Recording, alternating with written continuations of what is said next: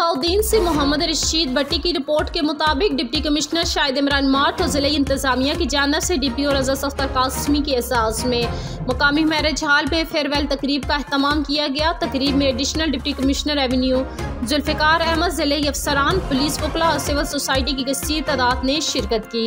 याद रहे कि DPO रज़ा सफ्तर कासमी कोर्स पर रवाना हो रहे हैं। डिप्टी कमिश्नर का DPO को अलविदा करते हुए कहना था कि DPO रज़ा सफ्तर कासमी का अरसा तैनाती खुशगवार और मिसाली रहा, जिसके दौरान मुतअद्दिद इस्लाहात के साथ साथ ज़िले इंतज़ामिया की साख और नेकनामी में इजाफा हुआ।